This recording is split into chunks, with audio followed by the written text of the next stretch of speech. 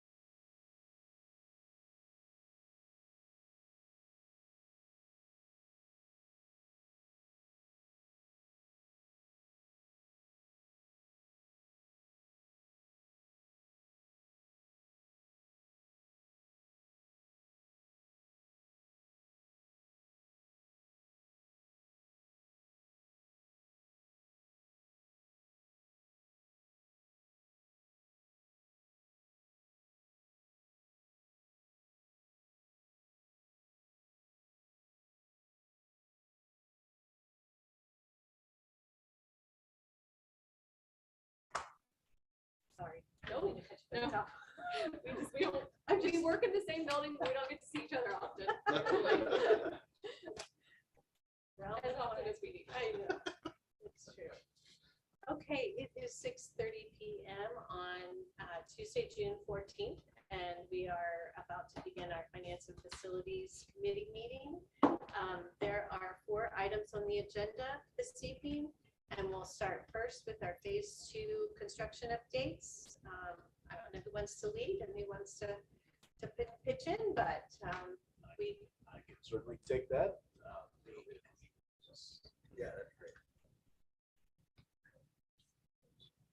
Oops. Yeah, They're in the drive here.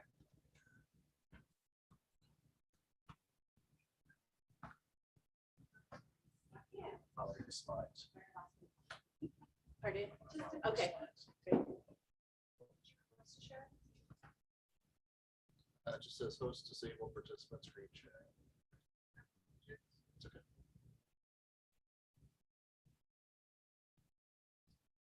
The green one. Thank you.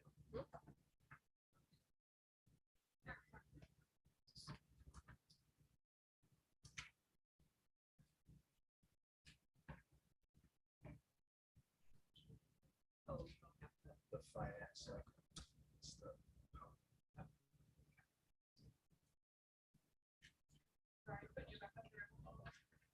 Okay, go ahead and get started. Starting with the elementary schools. Blackjack Elementary, the roof is completed on the academic wing, and the material is staged on the gymnasium. So they'll start, if they didn't start working on it this morning, they will directly. So what you see in the bottom left-hand corner, that's now decked, and the material is staged up on top of the roof. Interior, all the walls are framed. The electric conduit, all the rough-in is completed, inspected. The plumbing is soon to begin, and really moving very well through there. The exterior brick veneer is moving very well. Starting to work on sidewalks, the ramps, in different areas. And then for High Point Elementary, set the precast roof deck at High Point last week. And so moving right into the roof membrane, roof insulation, the curbs on the academic wing. The gymnasium is topped out with masonry. So waiting on delivery of the bar joists, and it's follow the same sequence. Get the bar joist set, get the decking installed, get the roof insulation placed, and get it dried in. So now we can start working in a dry area inside the academic and the gymnasium space. The picture on the bottom right, what is that? That is the academic wing. Okay. That's the precast plank that you see on top. They come in and they literally set concrete plank on top of structural steel and the masonry exterior walls. So very quick. If you remember back in the day, there was a extreme delay for bar joists. Yes. So we made a decision. A lot of projects are going in this direction. Are the joists that we've ordered, are they going to be on time, Mike? Yes. They were like 10 months out. Yes, they are. Yes, they are. Yes, they are. We just discussed this recently. So yes, that is correct. So weather can't affect anything here? Weather can't affect anything now with the elementary? It will affect, well, it will continue to affect the gymnasium roof. Okay. It will at Blackjack. It will continue to affect the academic and gymnasium roof at High Point. But those guys, I tell you, if you walk, or you drive past either one of those jobs, there are guys working 5:30, 6 o'clock at night because the rain has been so devastating to this, well, to everyone, farmers, construction projects, and they're not making money when they're sitting at home. So they're working all the hours they can when it's sun shines. So, same with the Masons. These guys have been working every Saturday, so I can't tell you for how long. Same thing, just trying to make the hours, get to the next project because everybody's backed up because all the projects are backed up. That's great. Segue into Blackjack athletic project. This is the middle school project. So really a middle school project here as far as the financial report. Nothing's changed since the last report. The current report is the aggregate total of all three is a 0 net add. So that's a good place to be. CDs, the construction documents, the progress of the construction documents by DLR is progressing very well. I probably got a handful of very good email correspondence from DLR back to Rasili. So we're really trying to neat and net these things together so that, number one, we make sure that we know exactly what we're buying when. We're talking about early procurement of equipment, electric gear, switch gear, so that we have those components when we're dried in and we need it.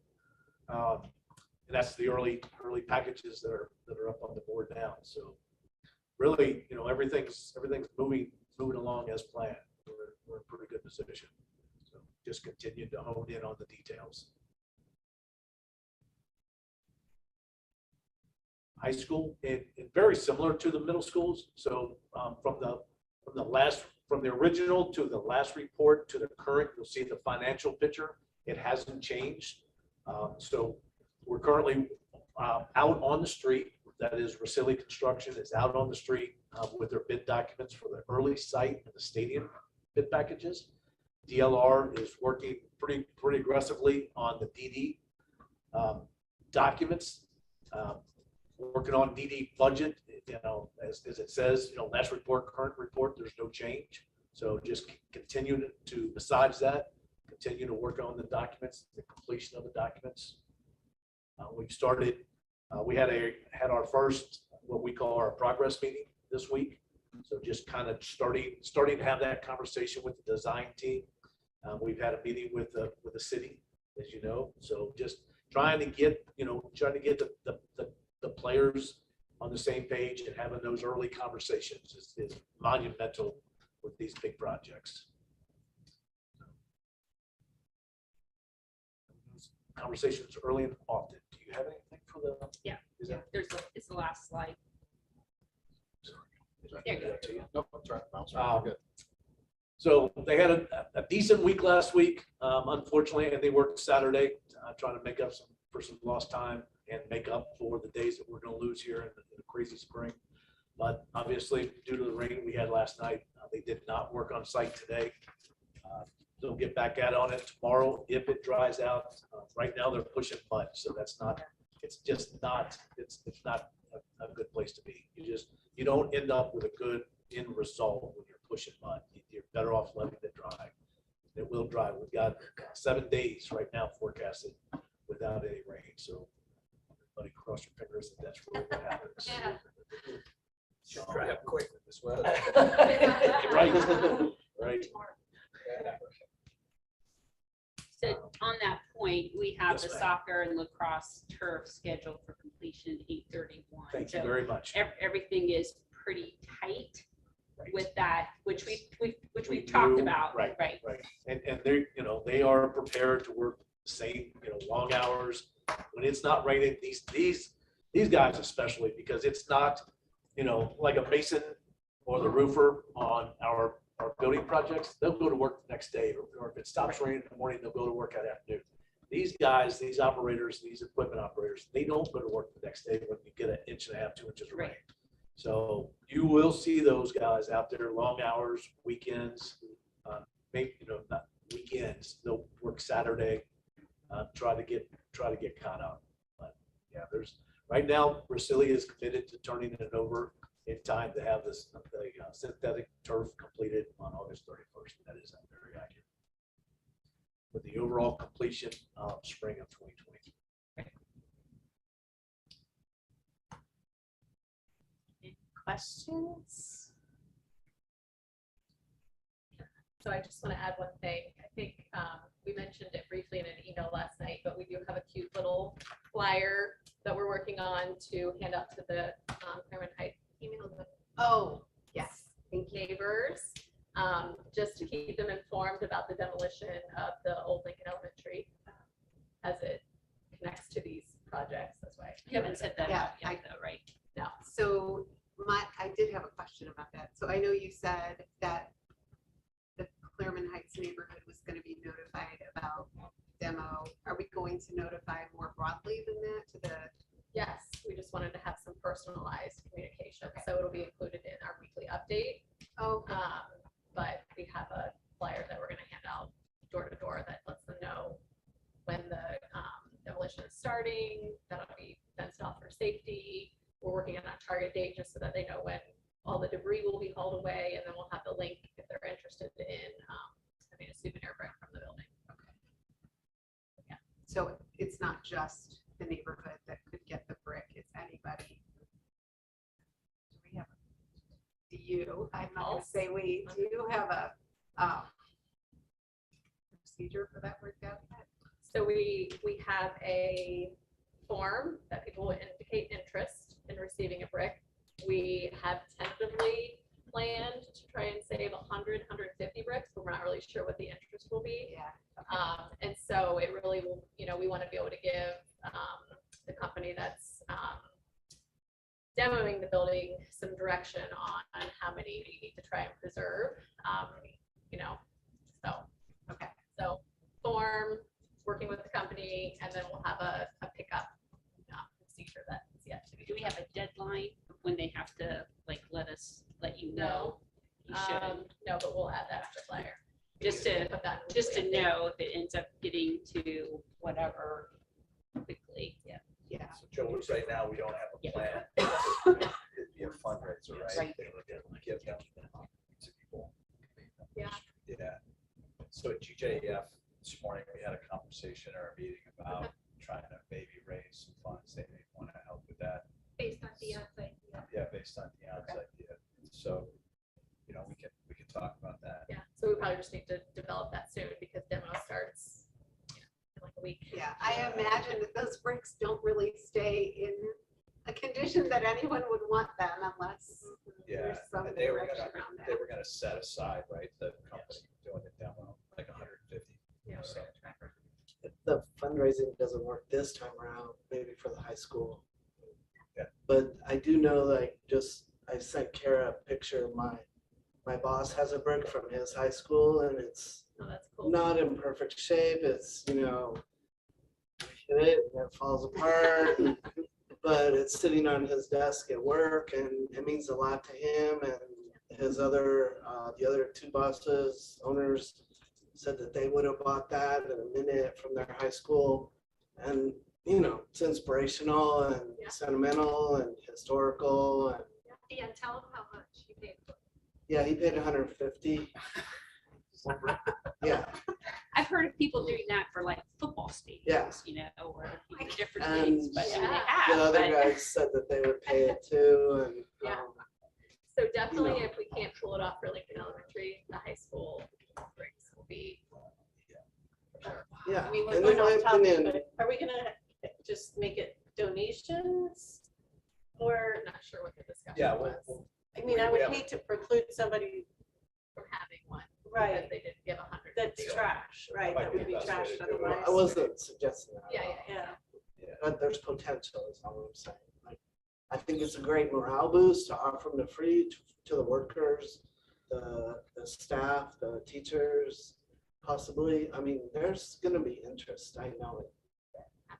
It's my, Definitely for the high school, yeah, will be, families. Quick question on the Blackjack field. I know this was pointed out, but I don't see it on the diagram, but like restrooms that will be there or some, or when the first phase is done. Oh, Because I'm trying to. so they're gonna be the the softball, softball field for the press box.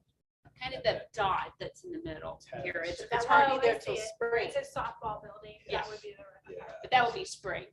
So what are they gonna use in the fall? It's Um, a softball won't be there then. Yeah, we're gonna have porta Porta potties. Nice. Like the ones at the art festival this weekend. Those are nice ones. I mean, I actually have seen it, so I don't think that's what you mean, like the kind that they use at wedding receptions that are like. There's like executive, we call them executive restrooms where there's like But marble floors. then Let's there's, just like, be a honest, middle. softball's been using porta potties their entire career. Right. right? There's never been anything for the softball Yeah. team. Yeah. So soccer, yeah, they're gonna have to do it for one season, till the spring season. The ones that you're talking about at the Arts Festival, they smell less because you can flush, whereas like the porta johns, you can't flush. those Right. because Yeah. That would be an upgrade.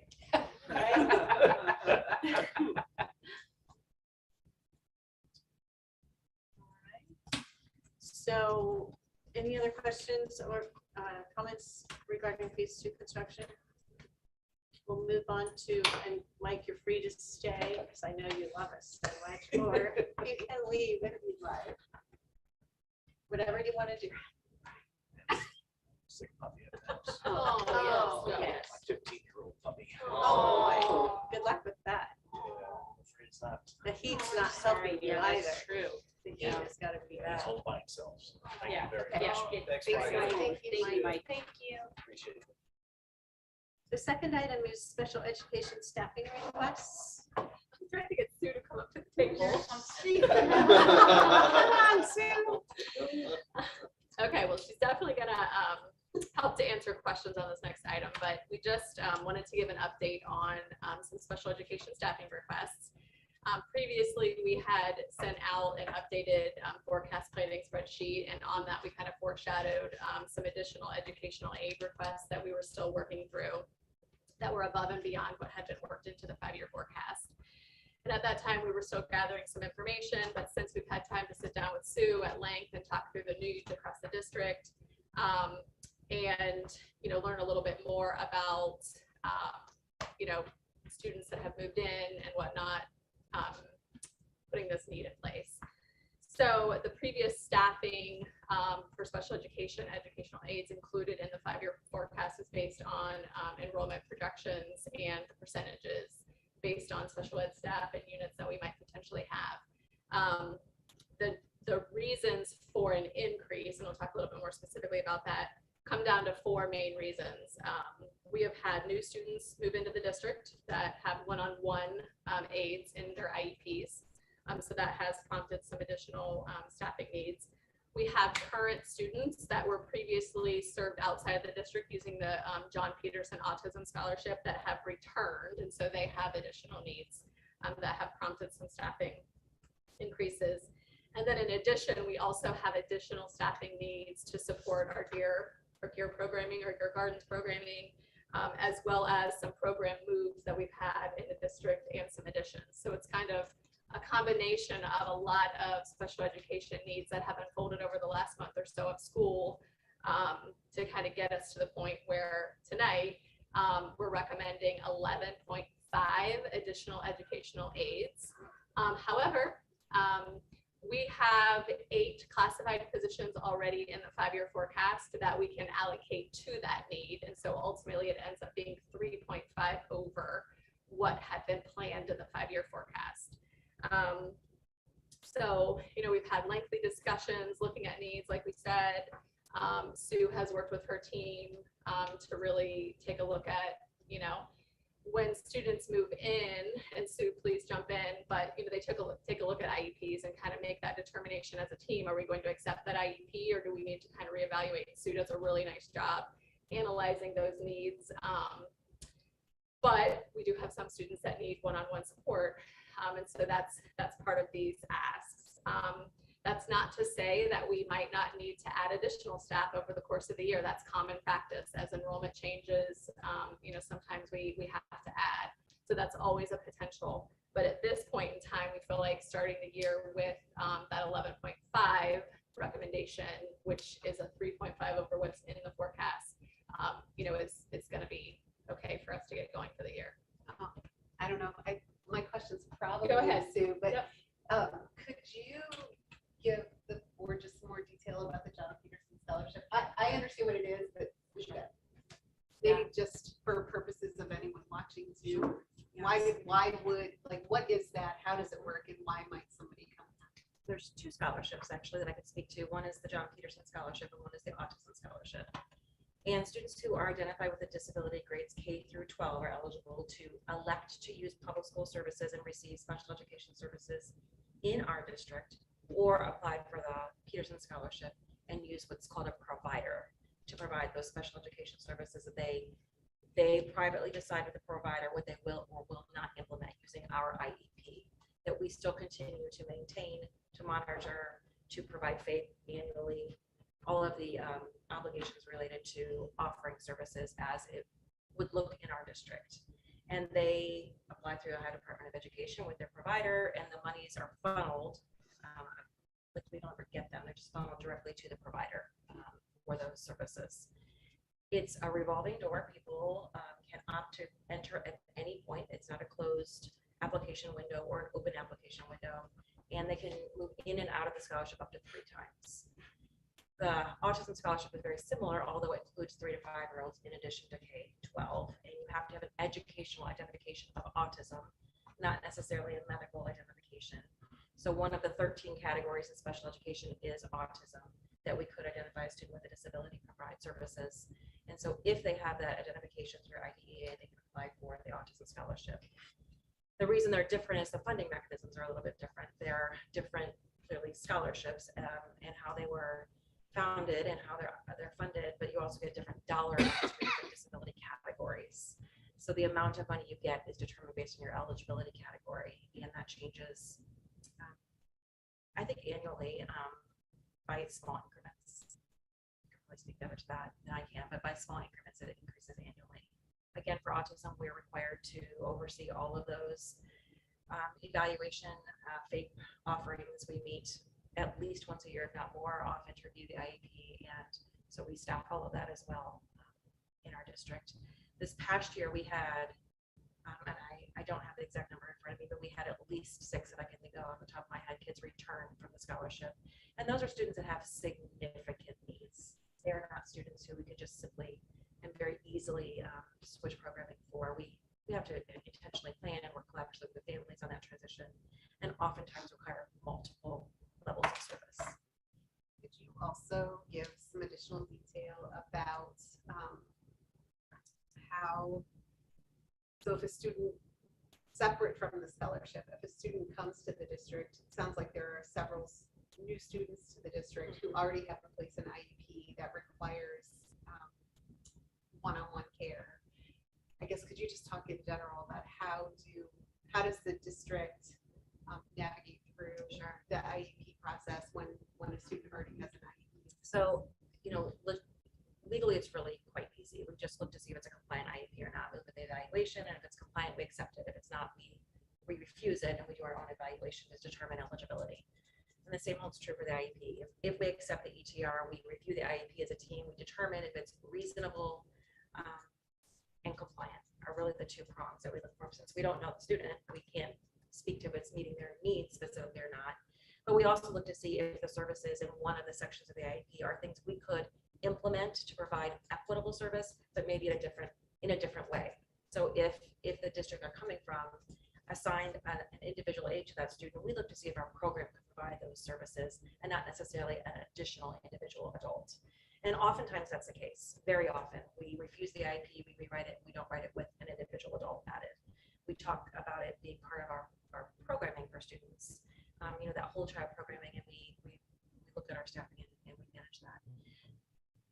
Very recently, we had a number of students move in with significant medical needs that an extra hand isn't going to do it. It's going to require delegated nursing services, so we don't have to hire a nurse, which sometimes they come with nursing services. It requires additional training. It requires a lot of individual care that is beyond what we can staff with our staffing within a building. Things such as medication administration, feeding tubes, catheterization, in and out of wheelchairs, different ways to position students, supporting restroom transitions as a primary care, but all the way to supporting students academically successfully in a classroom, facilitating peer interactions, making sure that behavior plans are adequately implemented with consistency. So it could be medical, behavioral, social, academic reasons. They vary oftentimes, but most recently we had a number of medical needs. I guess could either you or Scott talk about does the district receive funding from anywhere else for any of these mean, we receive funding from IDEA clearly, and that is primarily based on a formula under the categories. Again, it's not to match what we provide by any stretch, but there is some funding for that. There's also annually a report that we do in collaboration with the Treasurer's Office called a Catastrophic Cost Report, where I start from day one all the way through the year, and we account for every dollar we spend, and we try our very best to recoup a percentage, a small percentage of each dollar, to get that back. And we're a district that does our due diligence with tracking. We look at equipment we buy, materials, we look at teachers, aides, general education teachers, related service staff, administrative costs, transportation, and we try to recoup again some of those funds. And I don't think we've received our CAT cost check yet for this year. It comes in about this time. We submit it in March or April, depending on the due date. And so we do recoup some of those dollars back to our general funds. What percentage would you say That that is? changes annual, but it's small. So small 20% or small no. 10%, Um, 5%? Off the top of my head, I can't think what the number was. Like last year, I think we got 315,000. And we track that, and we track that, It's like single digits. we track that separately. Yeah, around right. everything That's a else. single digit. Yeah. But Everybody has a different idea of Yes, small. yes. But a lot of small things like that add up. Sure. Sue and her team, they're. No, all over this. absolutely. Well, the other thing we do is Medicaid reimbursements. So we're a Medicaid, Right. the school's participant. So our related service providers, our school psychologists, our direct care nursing, not our school nurses, but our direct care nurses, all recoup their services as well through Medicaid in the schools. And so we work collaboratively with our partner to oversee that. We pay an administrative fee for that, and they submit all of our claims for us. And So help they us. handle you don't have to submit those claims that. Yeah, we pay, I think, 8% Okay. of whatever we recoup. So it's a small fee. It's well worth it. Oh, no, I know it is. I know it is for that. I Yeah. just wanted to It's a see. lot. It's a lot of work, but honestly, the system we use is pretty easy Mhm. for our providers. And they do all the trainings for us, and they give us quarterly updates about how we're doing with submissions. And Right. so that way we can work with our staff to make sure if they're getting behind to get them back up. Thank you. All that detail. You had mentioned 4 reasons. I have new students outside the district that returned, peer programming. And additional program moves and additions. So like we're adding ELSS at Royal Manor, we're adding a structured support at Middle School South. Those- Thank you. and- But we would have and known peer those, is right? number 1. Yeah, we We would have known those. Those would have already been embedded or weren't not. in the They No, weren't. they were not. Because we didn't know the enrollment. Is that what it was? Well, we didn't have all those moves finalized when we were presenting in May, hopefully. Okay. Yeah. Like, that's what I was just trying to Yeah. understand what because that was going to be my next Yeah, so question. It typically sounds what- like the numbers have increased. Is that going to overburden one school? Or are we splitting programs and moving them to 2 schools? We are moving programs around for that purpose. So we're bursting Yeah. in many of our buildings. So Royal Manor, for the first time, will have 2 specialized cross-categorical programs for students with multiple disabilities, intellectual disabilities, autism, those students that may need to access a modified curriculum. Those programs, one's an addition and one's a move. So Chapel Field's reducing to 2. Royal Manor is going to have 2. Goshen and High Point will maintain 3 of those classes. So we're expanding those opportunities in another building. And then we're shifting the BSS to Middle School West, which we've talked about previously. And Behavioral BSS support is Behavioral support Okay. services, sorry about that. All right. And then behavioral support services, and then maintaining and adding structured support services at Middle School South. South, which is primarily for our students who access the same grade level of content as their peers, but their characteristics or diagnosis of autism prevent them from being successful without additional specialized support. So what's at East and High Point? So East has our cross-categorical extended learning support services, which is our students that are accessing modified curriculum. It's similar to what's going at Royal Manor, but the middle school program. Middle school has both of our lowest programming. So there's 4 classes there currently, and then we're going to maintain 4 classes next. So elementary has 3 different program types. It branches into 4 different program types when you get to middle school and high school. So do those kids can follow the same path like the Feeder pattern feeder schools. patterns? Yep. Yes. We work hard on that. But no, I know It's it's not always hard. the case. Okay. Yeah. yeah, it was obtainable for a number of years. Yeah. Until most recently when we've had to expand. So many. Right. Right. Wait, yes. Yeah, that has the cross-categorical extended learning support services, 3 specialized programs. And then all of our buildings throughout our district has general introduction available. And speech language pathology, occupational therapy, all the related services. You mentioned with the scholarship, they can make 3 changes. I don't really know what that means. So they can move between public school and scholarship opportunity up to 3 times. And then the scholarship closes the door and says, flip flop and you're staying there. So if they come here and then it's not working out, they go to a private They can- provider they or can apply to a the scholarship, charter. And then it doesn't work out, and they come back or their needs change or. So they go 3 into the times, scholarship 3 times. 1, Yep. 2. That's actually 1, 2. There and back is 3. 1. There and back is 2. Oh, There and really? back is 3. You see a lot? Not a whole lot. Okay. Very, very little actually. Probably more with the pandemic, that they had When people. many move. people were in Yeah. person during the Yeah. scholarship, and Oh, now yeah. that we are. Right. Right. But I will just be honest, it's very different programming than public school programming. Mhm. They can fully implement the IP, but they don't have to. So they could pull just this out and implement it, and nothing else may be addressed for years while they're gone.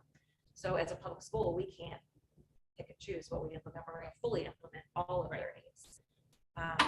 And some providers are wonderful collaborating and work very closely with us, and we team together to develop IEPs based on data. Others, we base it on our 3-year reevaluation because that's the only data we have. So we're doing our very, very best to propose an IEP that we would be able to implement in the district if at any point they were to return to us. How many total students in special education? I How many can't total hear. students are in our Total special students education? in special So we're pretty fluid. I would say, again, without looking at today's numbers, I think we're about at 1,400 students with disabilities between 1375 and 1450. That's what percent of our total. It's a big, it's significant. It's almost approaching 15%. Yeah. I was just gonna Is say. that comparable That is to about the other? norm. It's about our national average, between 14 and 15%. But compared to other districts in Central Ohio, we're higher, right? I don't know necessarily that we're higher. I think we're right there. Our numbers are increasing as our enrollment increases. The Right. percentage is about the same. So our numbers are increasing, but our percentage is always usually in that 2 to 3, ballpark. Can I ask us with regard to the John Peterson and the autism, when they left our district, did they also take state dollars and local dollars? Like a charter school? Yeah. They would, student yeah, loan? they would go to the district where they're. The full, The fully loaded, not not the, just state. Correct. not the capped amount that the district would receive. Correct. So that all comes back too, The capped Right. amount comes back, not just the That's capped all. amount. Yeah. Because the new funding formula isn't fully phased in yet. Oh, that's true. So it's just a formula, it's a legislative glitch. Correct. Well, will that fix it even when it is fully phased in? Completely? Let's just be honest. It should make it easier because with the new funding formula, that was the intent, that when it's fully phased in, it should fix that. There are so many If unfunded it went that parts way. of managing Yes. that. It's That so never going amazing. to be like comparable to what it costs us to manage. Is that something, we're digressing really here, but is that something that OSBA is representing districts to try to fix for us? Okay. All right. I just want to make sure it's on somebody's to-do list, right? Like. otherwise we need to- In So the with- 70s, when it first became law, public law, 94-142, they were supposed to fund it at 40% of district costs, and that's never gotten close. Yeah, and I mean, to that point, IDEA was promised to be funded at was high, it was a very high percent. from the federal government, and it's really only at about like 14%, 14 versus 70. And not growing.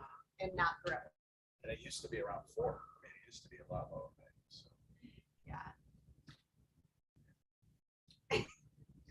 So with your original spreadsheet that you had, so what, if we're utilizing 8 of the classified, were those 8 classified really just for growth? So, That, I mean, like, so what are we Yeah, so we- reallocating? So we're reallocating some bus driver positions, some maintenance, custodian. We did end up bringing in 2 custodians to support our larger elementary buildings. Mhm. But then we still had additional worked in that we, in working with supervisors, we don't actually need. So we're just reallocating those classified staff. And by doing that, we were able to maintain that positive cash balance in 26. So we're still over $500,000 positive cash balance, which is good. And that's even before we get to the actuals for this year. So once we have the actual information for this year, that's even going to change it even Yeah. better. Right. But we want to make sure that we know what the impact of the 5-year forecast will be. We're still Right. giving that No, I positive. was just curious of positive what, balance. if that was just all growth related or No. what it was, if we had that as a kind of a placeholder. Yeah. So we made cuts to maintenance and custodian. No, we did not I'm make not cuts. understanding. We did not make cuts. We just didn't need to add what we had projected or planned. that we Oh. might They were in the need to add. forecast, So but say you were gonna add 10 custodians, now you're gonna add 7. No, so You're gonna add 3. specifically bus drivers, we had worked in to add 3 bus drivers, but we don't need any more bus drivers. So that's 3 additional positions that were in the 5-year forecast. So no cuts, Okay. just don't need what was allocated. So we're moving it still in the classified bucket, but to the educational aid Oh. positions. All right. but specifically it was for next school year, right? If I look at 22, this, 23. right? Yeah. So it wasn't for the future beyond 23, Correct. just to We be didn't, clear. we didn't Yeah. touch those yet. And these are over and above the ESSER paid ones. Correct. Well, we don't have educational Yeah. aides that support special education from ESSER funds. ESSER, okay. Yeah. Just the regular class. Yeah. And those are alternate instructors. But yeah. So that term, educational aid, is only used for special ed? No. That's what's confusing. When you're No, using I alternative know. instructor, I And thought, oh, well, maybe that's paraprofessional the. That is technically- confusing to Yeah. kind of say, okay, what, What did you just say? Sorry, I missed it. Well, it was wrong, so don't listen to It was freaking out it. about it. So Okay. what she was referencing is, the different types of support positions we have. So in ESSER, with ESSER dollars, we specifically brought on some alternate instructors, which are licensed teachers to provide academic support in a variety of areas. Educational aides require a paraprofessional license, which is a different level of education and a different level of expectation and job responsibility. In most of our educational aid positions, they are in our district to support the special education program. We do have a couple, not many, educational aids that we typically fund with title dollars to support behavior needs and things like that in our title buildings. So that's where you might have an educational aid that's not supporting special education students. The alternative instructors aren't necessarily licensed. In 99% of the time, they are. Substitute license. if Okay, they that's don't what I have a traditional teaching license. So Okay, they have to have a bachelor's degree. And then Okay. minimum a substitute. and we have been lucky. Pretty much, yeah. Okay, sorry, that was off point. I but- couldn't hear Shay. Oh, I'm sorry. So all of the alternative instructors do have to have a bachelor's degree. Most of them have a traditional teaching license. If they don't, we require them to get a substitute license. So the bachelor's doesn't have to be in education. Gotcha. Most of those positions, though, they're pretty specialized, like specific to reading and math. So they usually have some it's sort of background in that area. Gotcha. at some point, Sue, I would like to understand more of the special education. I'm sure Kara and Dion would as well, just from a SLA funding. learning Yeah. perspective. Just, did you know what vape meant? No, I mean, at the. When you use that term, Vape. vape. Don't We don't confuse it with Sorry. vape. Education. Yeah, I mean, it would just be helpful Yes. just to kind of understand it, Sure. all of it. I would find it interesting just to understand. Agree, because I also know there's like process for graduation, and if they go on past, like there's a social graduation. Right. Yeah. Yeah. I would love to understand that. Yeah. And I agree with you, Jill. I think SLA would be perfect for that. And we serve students beyond, Right. you know, the traditional 12th grade, 18-year-old level. Which is the gear program, right? We have many actually opportunities Right, for yeah. students up through age Yeah. 22. So that would just be good to, to know. I think one of the things that's always impressed me is that in Gahanna, we try to educate our special educations in our students in our district. And, Right. you know, one of the things you can track in our 5-year forecast for any public school is when their purchase services line item kind of increases and it's a runaway train, it's usually a signal that they're educating their special education students outside of the district. Sue does a really good job just making sure that we have good programs in place so that the choice for kids to have is really messed with us. Sometimes, you know, there's a point where we can't handle a certain situation that outside resources. So if you look at ours compared to other districts, our purchase services, it's pretty in line. It's pretty reasonable, right? It doesn't creep up as much as some others. So in closing, we touched base with Scott, and you know, you'll see these additional positions in the appropriations, and then will be updated in the future 5-year forecast that's presented and voted on in November. And you're hoping to hire before school starts? Hoping, yes. Shay, do the magic. Make it happen. Thank Yeah. you. Thanks Great for the scene. education on How that. about Sue?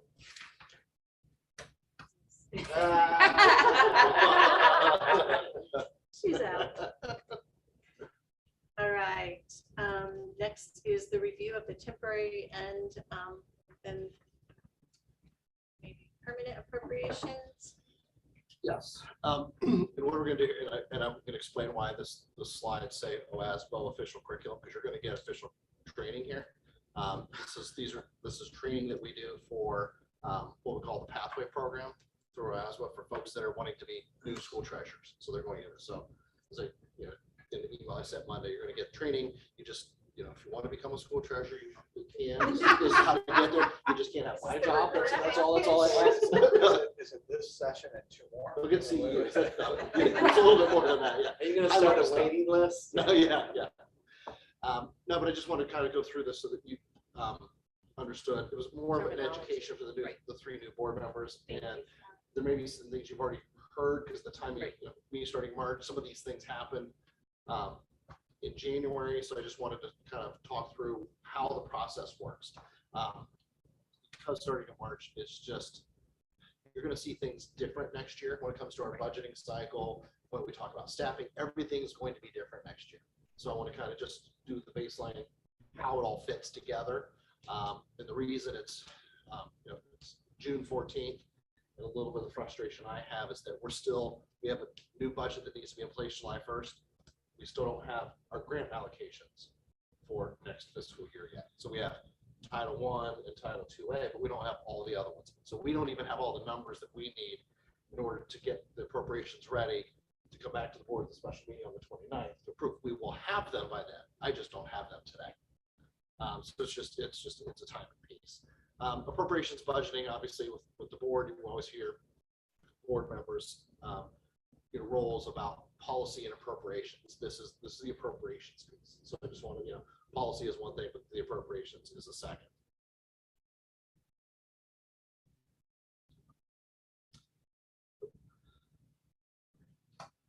Just the whys, how the importance of the budgeting process. We're going to talk about the terminology, what the tax budget process is, the appropriations process. Then I'm going to talk a little bit about just some different budgeting models and some best practices that are out there that we're going to get into. I've already had conversations with Dr. Deagle about this, that we're already strategizing how we want to do things just a little bit different. And I've talked about those with Steve and with Jill and Shay. We've been having this conversation since I got here, but this is really going to get into that next year process. The tax budget, this is the initial planning tool for the board.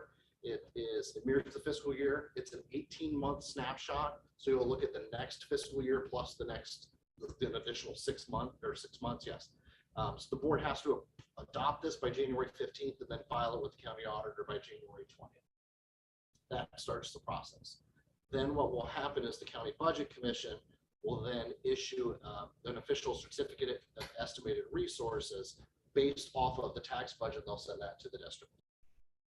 Certificate of available balances. These are the items that are in the tax budget. And what we'll do is at the end of each fiscal year, we're going to certify the amounts that we have by fund or certificate of available balances as of June 30th, and we'll file that with the county auditor. And it always says on or around July, because folks are still closing their books. So once the books get closed, then we file those. So that's why there's an on and around. Amounts and rates certificate. So we'll get this back from the county. And we've actually, I'm trying to think what month we approved this. I think it was March. So we'll get that, the amounts and rates from the county budget commission saying, authorizing the revenue that we're going to receive from the tax budget. So we're authorizing the rates, the tax rates, and then the amounts that are derived from that. That's that piece. An amended official certificate is if there's revenue that's coming in, there's a change, we've got an additional grant. We have an additional donation of significant value. We'll increase with that. We'll amend that official certificate and file that with the county. So that's something that I'll do when the board approves amended appropriations, for example. I think we have one on for Thursday night for the board, Woodworking Club. I think it was the same workshop club, but I didn't listen to it.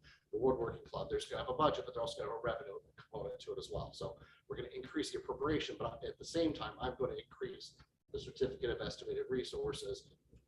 So if they're going to increase it by 2,000, we're going to obviously they need $2,000 in revenue to support that. So that's the piece that you'll see behind the scenes. The compliance piece, what this does is with the certificate of estimated resources, that's estimating the revenue. We are not allowed to spend or appropriate more than what's basically going to be in our checkbook at the end of the year. So that is the plus and minus A plus B can't equals C. That's how we do that. So the appropriations, when we file that, we make sure that we file an amended certificate of estimated resources, and we make sure that that is equal to or greater than what the appropriation is that we file. And when we do that, the county will send back a form says, yes, this does not exceed, and we're good. So we do that each and every. We've done that each and every month since I've been here. The appropriation resolution is the final step in the budget process. What we'll do is the board must approve the amounts by October 1st. So this is where you get into the temporary versus a permanent appropriation. You can do a temporary appropriation from July 1 until October, but in October you have to have the permanents in place. I am personally not a fan of temporary. I want to do the work up front, hit it July 1, get the original appropriation, boom, and we go. Without an appropriation resolution approved, we have no authority to spend money. So that's why we will bring the plan, and it should be the plan going forward. At the end of June, what you will see is an amended or a final appropriation resolution for the current year, as well as an original appropriation for the new year. So you'll get both of those at the same time. 412 certificates, this is just, it's a standard document that's attached to the appropriation resolution that just says we've approved this, we have enough money to cover this expense. That's just attached to it. There is a provision in House Bill 153. I don't anticipate that we would ever need to do this, but that we could enter into approve an appropriation if there was a deficit, but only under certain circumstances. This should never happen. So we're not even going to that. It's out there. If we ever get to that point, we will never get to that point. And then the 5-year forecast is filed with the Ohio Department of Education twice a year. So what you will see is the 5-year forecast is the general fund, the operating fund 001, and including any general fund related debt service payments that are tied to that. So we do have some of those.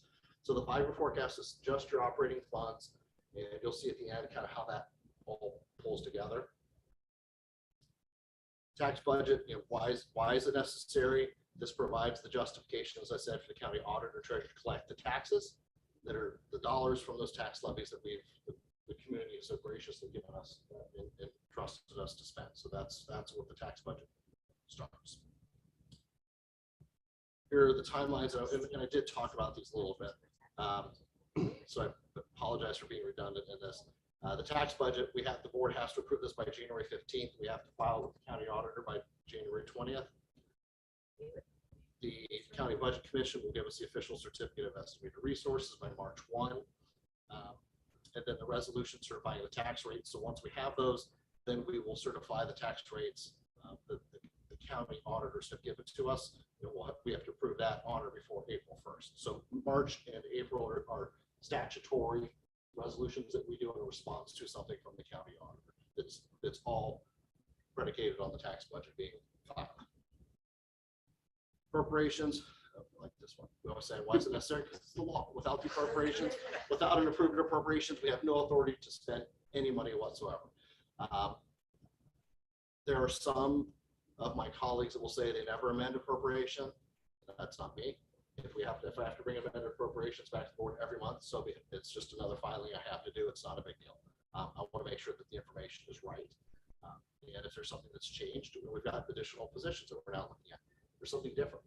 It's okay. We can be flexible and fluid through this process and make those changes. But obviously, when it comes to what you need to understand why we're making those changes.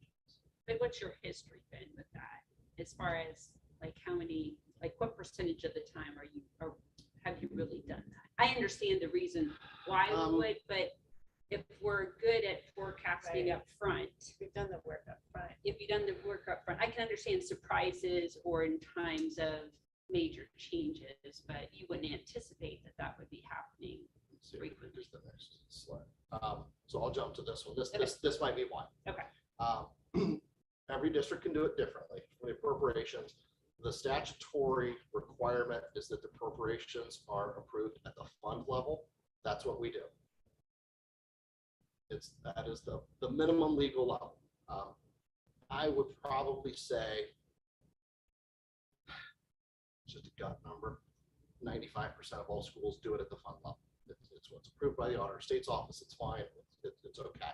There are some districts that will go beyond that. For the general fund specifically, and I'm saying that because that's what I did in Columbus. And it may not work here, but what we did there is everything other than the general fund was approved at the fund level. Very specific dollars coming in for very specific uses. Title I is for your economically disadvantaged students. You have no wiggle room how you're going to spend those dollars. But on the general fund, it's your operating fund that has the most flexibility of how you want to spend those. What we did is our appropriations were approved in two sections for the general fund. One was personnel. All salary and fringes were approved as an aggregate number. Here's how much it costs to compensate our people. And then on the non-personnel side, so your purchase services that Steve was alluding to, supplies, equipment, dues and fees, those kinds of things, the operating costs. We broke those down by what we call an operating unit. So each school, each department had their own budget. And we approved the general fund at the OPU level. So in the event we had a program that we were paying for that we wanted to move from one department to another, we had to come back and amend the appropriations because we had to, moving budget from Department A and moving it to Department B. Right. Or in our instance, one of the budget methods that we used for departments was what we called kind of more of a hybrid zero-based budgeting method. There may be something that popped up during the year that they did not anticipate. Right. And so then they would have to come back, we'd have to amend that. So those are the kinds of things that drove why we would make changes. We had issues with voucher litigation program that was out there. That was something that was new that the board wanted to move forward with in Columbus, but that we didn't know about that at the beginning of the year. So we had to make those changes. I mean, that's why this stuff can happen. I think those are the conversations that I'll want to have with Dr. Deagle when she gets here, then bring that to the board that, if we're all okay approving it at the fund level, that's okay. If we want to do it differently, we could do that too. It's just really us getting in and talking about how we want to manage this, how you know, what level you want to see the appropriations at. If you want it to be by department or by OPU, we can do that too. We just need to have that conversation, see if we want to. We're not changing right now because we've got 2 weeks left at the end of the fiscal year, but we're trying to keep our sanity. But as we get into those conversations for the future, those are the things we're going to be looking for. I would say in my tenure, the appropriation changes throughout the years have mostly occurred with government fund kind of things and student support, whatever that fund was, So right? you're probably getting, you know, a lot of changes with student activities. Yes. We might get changes that come in on the Yes. in the grants. So what will Grants. happen is your new grant period comes in, and then when they do their final expenditure, all the reporting to the Ohio Department of Education says, here's what we spent. The unspent money statewide gets kind of redistributed back out. So we know in January, February, there's going to be a reallocation, and hopefully we get more money at that time. So that original allocation we had in July, it's going to change. So then we'll have to go back and make those adjustments. We know that's going to happen. But it is, exactly said, it is driven more on the you know, on the grant fund. That's where that is. You're not going to see much else really change unless it's, you know, a student activity or not just a state or federal grant, but you may even have local grants that pop up throughout the year that we applied for that we didn't know July 1 was going to be here. So we're just going to make those adjustments as we go.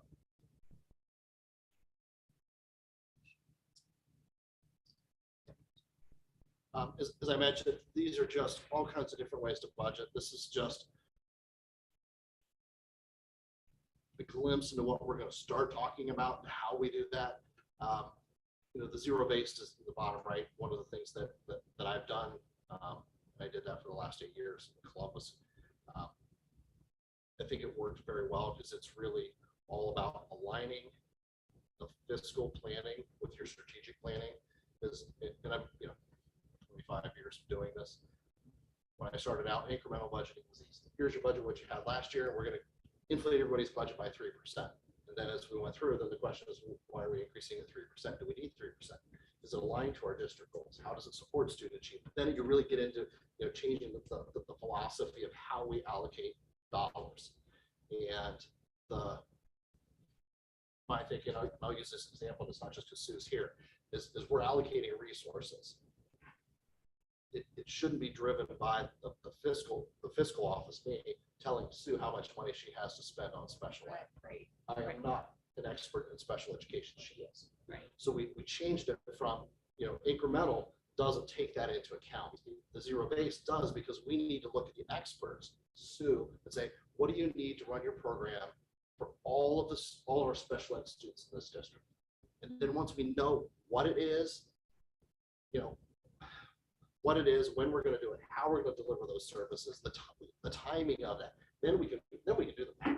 We can figure out what that's going to be, and is it aligned to our district goals? So then that's really, like I said, bringing that strategic financial planning processes together, and that's why I think that's where we want to get to, because coming in March, we're just pushing through. This is what we've done, so, you know, we're going to get through it. It's going to be okay. Right. But I'm really, really excited, you can tell, about looking to do it differently, and making sure that everything we do is, you know, we're asking the why and what the alignment is, because we have to be focused, because we want to maximize our resources. I've done zero base the past 5 years, and I like it. And you're right, it's very strategic. It's also very collaborative process. It's not easy. It takes a lot of time and It's education. Isn't Right. it? But that's how I feel like it's been done. No. Well, the input from The department. the department heads and the superintendent. I think they were. Everyone submits their budget, we talk through the needs, and ultimately it's, you know, so yeah. Okay.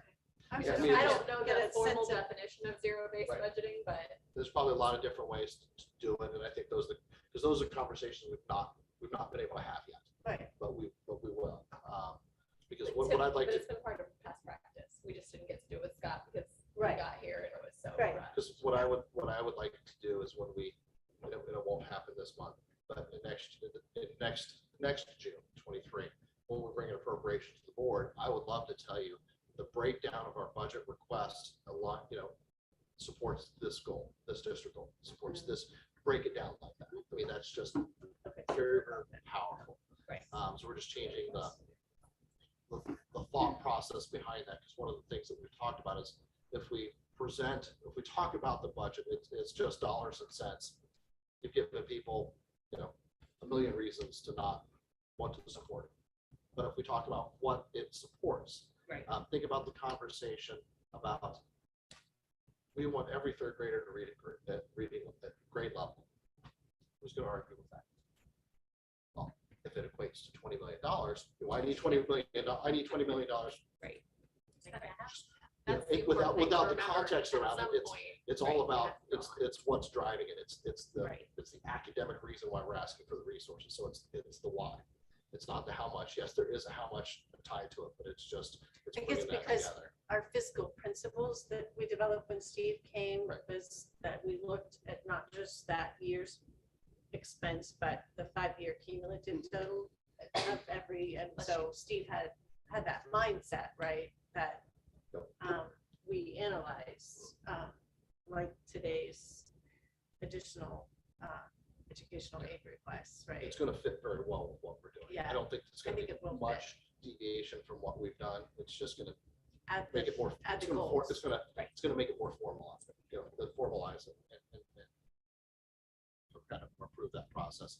And this is just some of the stuff that we've done because I've been very involved with the Government Financial Officers Association, in working with them on their best practice in school budgeting, and they kind of focus it on 5 major areas. And it's about planning. It's setting your instructional priorities. It's how are you going to pay for them? How do you implement? Ensuring sustainability.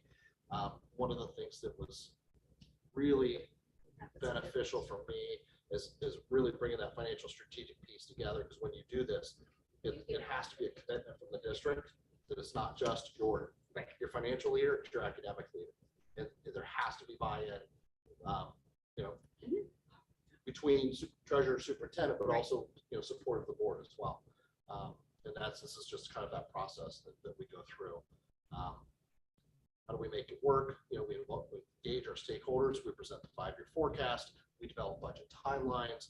We develop this. Daphne, you're just talking about 5-year operating budget requests. We do that. Do we present those budget requests to the finance committee? We're looking at monthly review of payroll expenditures. We're looking at quarterly review of all expenditures. Those are things that I want to get myself and my team to sit down and talk with the department heads about, hey, how are you doing on your budget? Because what I don't want to do is get to the end of the year and go, oh, well, you overspent your budget. I want to talk about it at the end of quarter 1. Hey, how you doing? Is there anything you need? We're on track. At the end of quarter 2, at the end of quarter 3. I'd rather catch something early and make the change than wait till the end of the year. And then at that point, it's too late. So we want to just have that conversation ongoing. Finances budget is not a dirty word. It's fun throughout. So everything we do, we're sitting here in a room, my lips are moving, we're spending money, but we want to talk about that and how it all fits together. So this is this code that we talked about. This is how your budget and 5-year forecast kind of fits together. So it's all program driven. It's aligned to goals. We document it. We vet it. We do reviews, and then all of that data and all of the program driven budget and then the vetting, it all kind of goes to this code. When it spits out, it becomes on the general fund side, your forecast, that becomes your 5-year forecast number. And then that number also fits into your annual appropriation. So your 5-year forecast for the general fund is going to match the general fund on your annual appropriations. All those things should be synced. And we've worked hard to get those synced up. There they are. They are now. So we're in a really, really good place. I think that was everything I had. So that's kind of how it all fits together. Try to keep it at real high level without getting into the technical aspects of the tax budget, which is not exciting. It's very dry, but that's what you got me. So then you're Exciting to you. Yeah. No, it's not. It's not exciting. It's not exciting.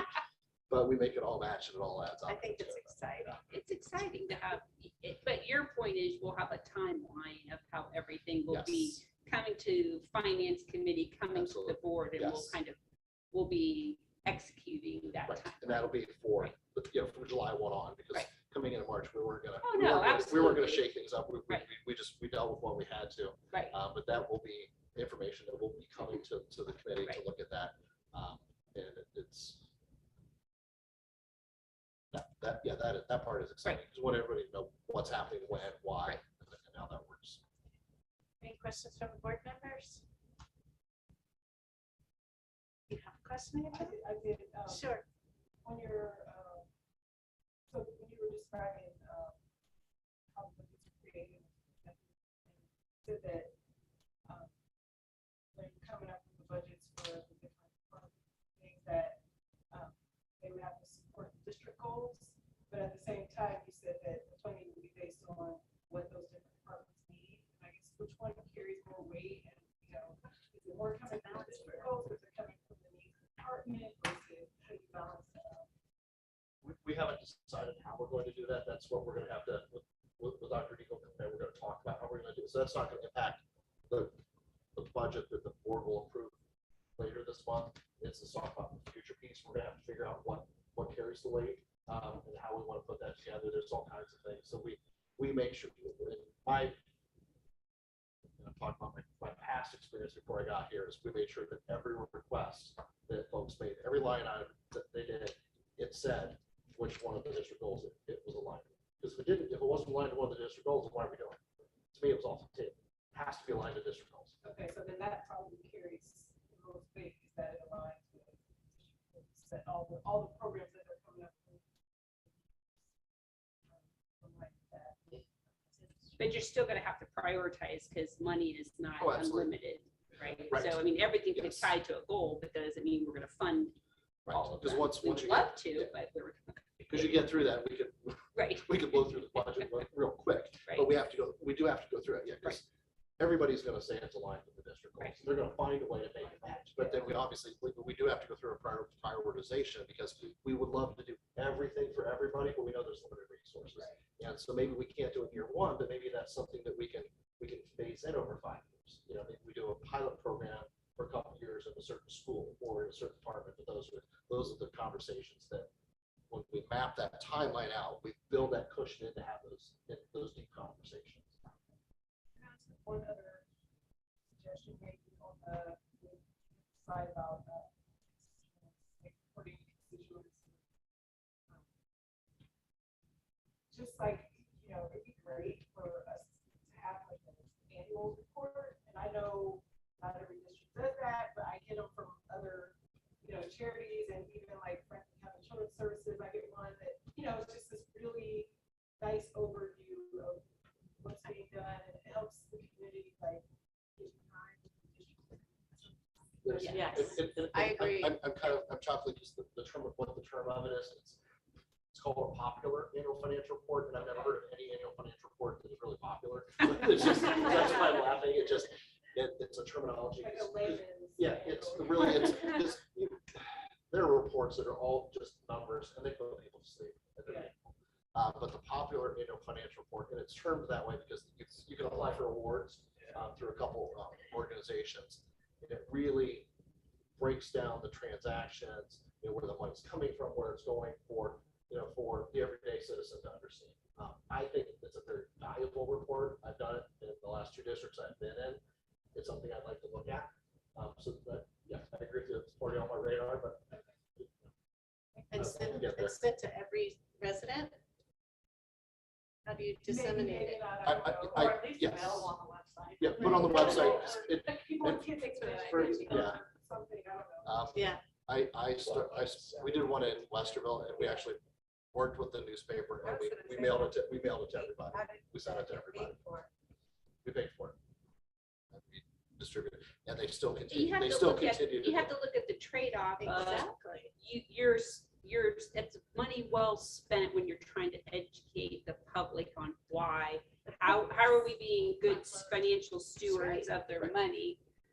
So I think it goes beyond people with kids in the district, because that's where we've heard the most feedback from the people that didn't have kids in the district anymore that had a lot of questions. Scott, I have would you ever encourage- seen it paired with like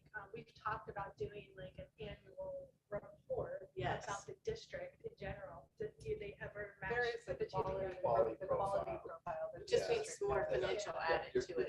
You're reading the line, because that was the next thing I was Yeah. gonna say, because as thinking of the financial process, strategic process, that it shouldn't be just a standalone financial Right. report. Right. I would love to, because that's what we've done. I would love to see more of a community stakeholder report on what's happening in the district, and embedded within that is the financial Exactly, information. yeah. Because I want to see everything. How is, because if it's all aligned, what is happening? What are we doing with it? X, Y, I Z. think, I mean, we need to have a paradigm shift as far as communication and think of the residents of our district as investors in our district. How often do you get information from the companies you invest in, right? You get Report. annual report at minimum, right? Yeah. Most often you have quarterly reports, or even if it's a postcard with a website to go to get the information.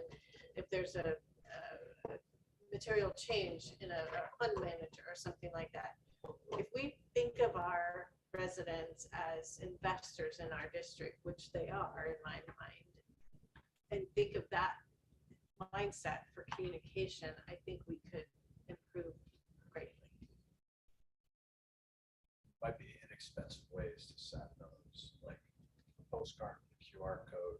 And then, so, there's. I would tell you that Upper Arlington sends them year after year. Yeah, they do. Yeah. Pickerington sends them out. You'll get your return on your investment, right? When you have a informed and knowledgeable district. It's also, we're worried about our new high school because it's a sense of pride for the district. Well, the school district is a sense of pride for our community, right? So why wouldn't we want them to have the best knowledge about our district? I cannot buy that it's not a good expense. I really can't. I hope that we have something different in the future. I really do. So I'm gonna add that to my FY '24 budget So that report. is So do we not know that? No. No, I mean, it's to your point of how you want to change and build upon things year after year. That's what we have to do, and the building component ties in very nicely with it, but we have to be educating people and make that a priority within this next year to build upon, because if we try to wait and go to when we really need something again, it's going to be much harder. So we're going to need to really have that be one of our big priorities. That's is been to- a lot For of next year, communication. not Yes. 2 years from Right, now. that's what I'm saying. Right. And there are communities that will only share financial information when they're asking for tax levy. That's not what I think we should do. We should be, Yeah. we Not should be treating your communicating our finances like we do every People's month here. investors. But we should be sharing that with, I want everyone to know what's going on. Right. And It just- that they're yeah. informed, so that obviously at some point, just the way school funding works, we will be back on the ballot. Right. I want everybody, my goal is to make sure that everybody's informed enough that they make the right decision in that poll. Right.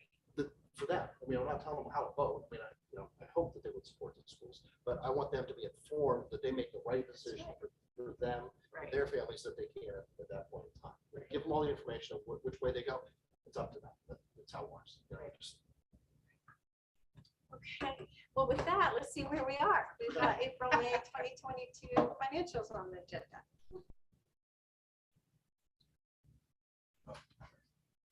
Okay. Switch over.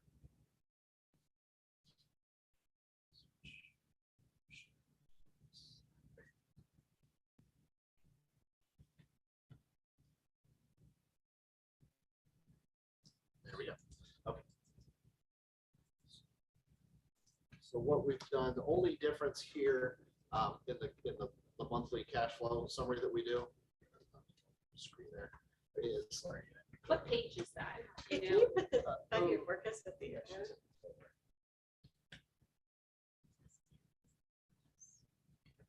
Should be like 20 or something. Yeah, so that's great. So this is the same format that we've used, but what I've now done is the monthly estimates that we were looking at and the fiscal year to date estimates that we're looking at are now updated to be aligned with the May forecast that was approved. Because up until this point, everything was against the November forecast. Now that there's a new forecast, now it's updated.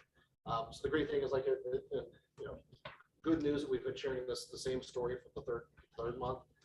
Revenue is up, we're up 2%, and expenses are 1% under. So that's exactly where we want to be. We want to have more money coming in. Do you know what page is that? I What just- you sent us out, just so I can, I just can't printed- see. I just printed that one. That's great. It's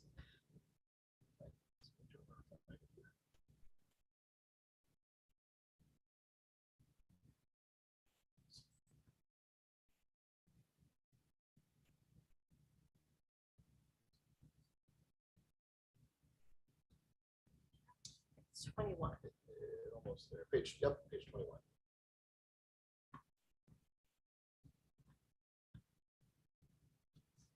So as I said, things are going very, very well. So once we get through the month of June, then those actuals become baked in the cake, if you will, and those become the base part of the baseline for the November forecast. So the fact that we have increased revenue and decreased expenses, you're going to see that permeate through the rest of the 4 years of the 5-year forecast, and it's going to improve that cash balance. So even though with the special ed positions that we talked about today, we were saying that we're still going to have a cash balance in 26, a positive of $500,000. It's going to be better than that because once we have these actuals become your baseline for the next years, it's going to look better. And then once we get into looking at new budgeting processes and everything, we're gonna know exactly each year what's happening. Because right now in our 5-year forecast, we have from the forecast side, it's more of an incremental approach. We've got inflationary increases built into that, but we won't have to do that with the change in a 5-year budgeting process. It's more that hybrid zero-based budget increase. So we'll be able to tell you exactly what's going on in any of those years. Why are real estate collections so much higher? But the piece that was in there, that was a transaction from August, that was, they had, Oh, a settlement. it was a settlement, so Got the I estimate remember was now. lower. Yeah. And I'm trying to think what that, but yeah, there was that settlement that came in, that's in there, and that's what driving that piece. Not on that page, Stephanie, or is it? Yeah, it's It's- so, It's part of the fiscal, it's the difference between the fiscal year to date estimate and the fiscal year to date actual. There was a settlement that was in there, that was not included. in part of the- that in the estimate. 1.686 million. So it's explaining the major variance pieces there. Will we end up getting the additional restricted grants and aids that, One of the pieces that was,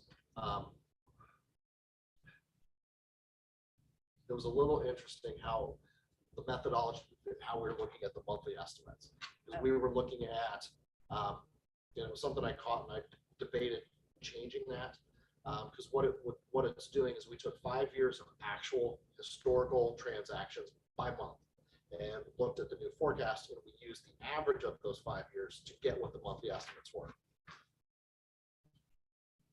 that's not Yep. how it's paid? But that's not how it's paid out this year with a new funding formula. Right. With everything else, it made sense. But for that one, so then we started thinking, well, do we change the methodology? Do we move away from using a 5-year historical average? And that should have been a very specific, targeted new year number, because there's no year like the last 5 that matched what this year should have been. So we probably should have, we're going to want to do that different. So next year, in next year's analysis, we're not going to do a 5-year average. We're going to look at what happened last year. Yeah. Only because the other 4, it doesn't Different make funding sense. formula. Yeah. So it's nice to try to use the same methodology throughout, but in a situation like this, it didn't, because some of the monthly estimates were showing up as a negative, like, well, it's not a negative, it's really, that's the stuff you're running about. Interesting is not an adjective that we. Yeah. That is Yes. good with financial. Right. Because you can't, then, we've always had conversation with folks that, well, you take your spending and here's your budget, you're going to spend it evenly over all 12 months. Well, you don't. And no year is like any other year. So that's when you get into, as more information you have, looking at the 5-year historical averages, it kind of blends itself out. It comes out, but just that's the stuff I love. It's figuring it all out, but putting the pieces of the puzzle together. But when it all comes down to it, we've got more money coming in, less money going out, and we're exactly where we wanted to be. So I think we're in a very, very good position. Keep saying that. Yeah. Well, and on Thursday, you'll see you're now going to approve the April and May financial reports. We're all caught up with those. So that's a lot of hard work. Those are done. So now we're just making sure that everything that was approved for the appropriation we're aligning. Because we just can't, we can't put in the system what's more than what the board approved, but the system didn't necessarily match what was approved. It was less. So we're working to get things cleaned up so that they should match.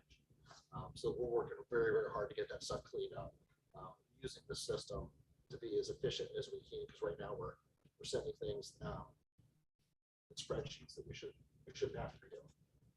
Use the system better. So we're having this conversation to get that stuff cleaned up so we can be more efficient. It's good. Got everybody on board with it. Thank you to you.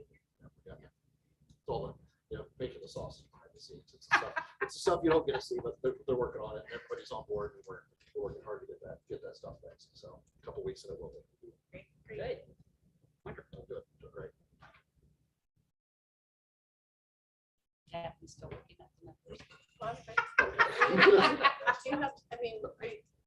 I was just looking at the investments, now that interest rates are anticipated to rise, are we gonna rethink Yeah, I have how they're assigned? the folks that we're Ready. working with we're itching.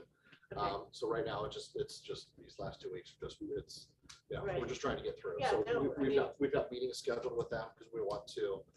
That's not meeting till later in the week, so Yeah. you don't want to do anything before. No, and we're going to meet early July with them and revisit that, get things trued up that we need to. Because I know when the bond issue, for example, when we issued the bonds, the interest rates were so low, we even on a $253 million project, we were looking at only making $1 million I know, in interest. Well, that story's a little different now. So we want to Right. maximize that right. to help us, so those are the conversations we're talking about, how we can do that. So yeah, That's we got a really strong team looking out for us. And Yeah. All right, good. I just wanted to make sure that was meeting on with the them. table. Oh, absolutely, absolutely. Yeah. I was emailing with them earlier this week.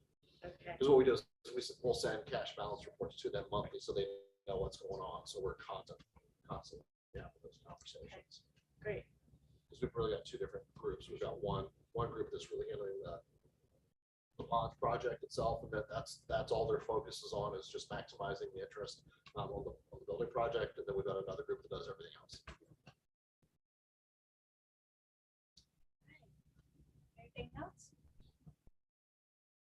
Any questions? All right, we will adjourn at 7:30. With that. Thank you all. Thanks, Scott. for that Thank you. report. And all the education. I love education.